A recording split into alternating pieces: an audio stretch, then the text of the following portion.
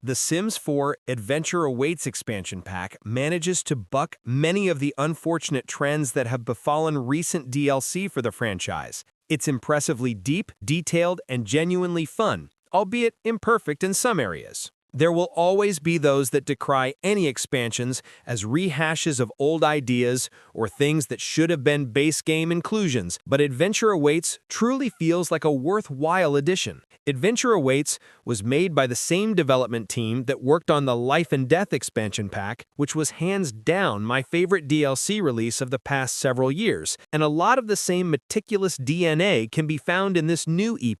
The new Getaways system is an incredibly good storytelling foundation, as is the World of Gibbi Point, and often overlooked child sims are really given a chance to shine.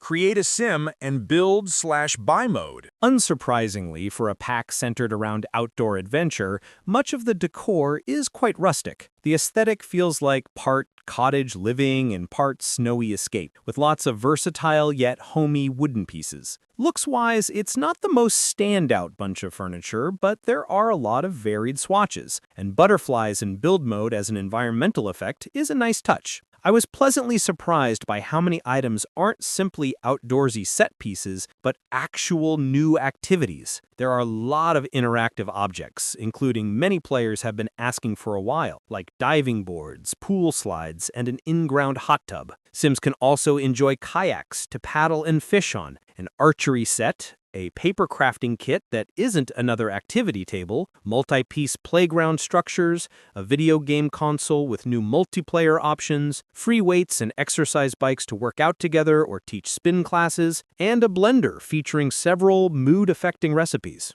Create a Sim is best described as part Patagonia-esque, part fitness fanatic aesthetic. It's certainly rooted in granola vibes, but unlike expansion packs like Enchanted by Nature, it doesn't lean so hard into the theme that it's unusable. CAS is one of the many areas children have gotten much more attention than in many DLC, with several completely unique outfits versus sized-down versions of adult clothing. Kids also have a new popularity-based aspiration, Cool Kid on the Block, and adults have a new collection-centric one, Critter Collector, which is tied into but not exclusively related to the new entomology skill. One of my favorite additions is the competitive trait, which fluctuates based on sim behavior. They can have a healthy relationship with competition, but if they constantly over-celebrate wins and get salty about losses, their competitive spirit can go all the way down to abysmal, which has some very funny interactions. The new World of Gibbi Point.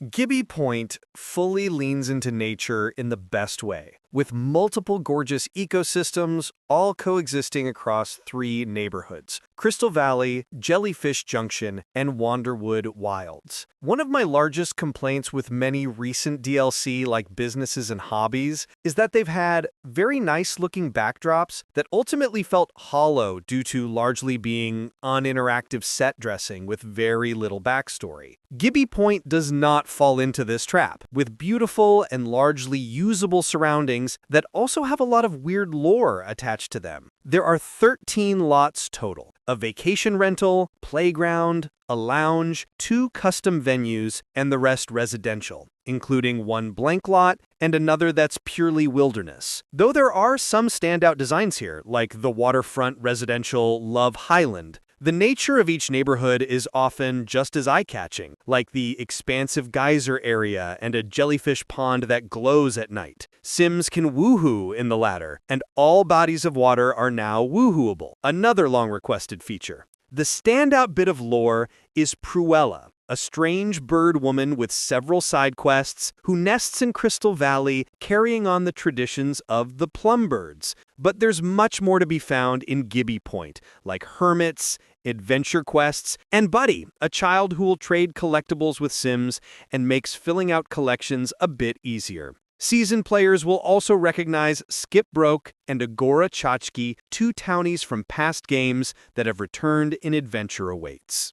Getaways and custom venues. Getaways are such a complex new system that it's a struggle to concisely summarize them. But for players who love observing autonomous sims as the basis of storylines, they're a dream come true. Getaways are a bit like vacations, but with set schedules and roles for sims to follow. The system comes with several presets, like a fitness retreat, outdoor kids camp, or romantic competition, but completely custom ones can also be designed. Blocks of time throughout the day are dedicated to different activities, which can be as broad or specific as players would like. An outdoor camp could say that for everyone in a camper role, 2 to 5 p.m. should be water activities, or specifically kayaking, for example. There are also special modifiers that can be applied, both positive and negative. Some help build skills or relationships faster, while others make needs decay more or result in a sim being eliminated each day, competition show style. I can't emphasize enough just how much room there is for creativity and storytelling with this system, especially because the autonomy of it all works so much better than I would have anticipated. My only problem was sims sometimes becoming stuck in a loop of eating, even when their hunger need was full, but outside of that, it was amazing to observe a whole group of sims living out a day at a getaway,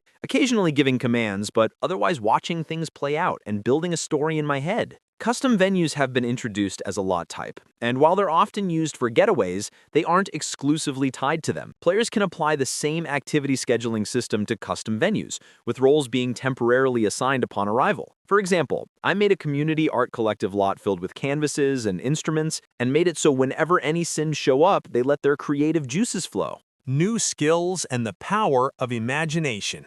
3 new 5-level skills come with adventure awaits: diving, archery, and entomology, and 1 10-level skill, Papercraft. Diving isn't a standout skill, though the animations of flubbed dives are quite amusing, but archery and entomology both feel fairly rewarding despite only being 5 levels. Sims can enter archery contests, go bow fishing, and unlock special equipment. Entomology feels multifaceted, as there's an incubator to raise caterpillars and a habitat to place caught or raised butterflies and moths. Papercraft is by far the most complex new skill and is one of my favorites in a while thanks to its extensive crafting list. Sims will begin by being able to make simple cootie catchers and papier-mâché derpy animals.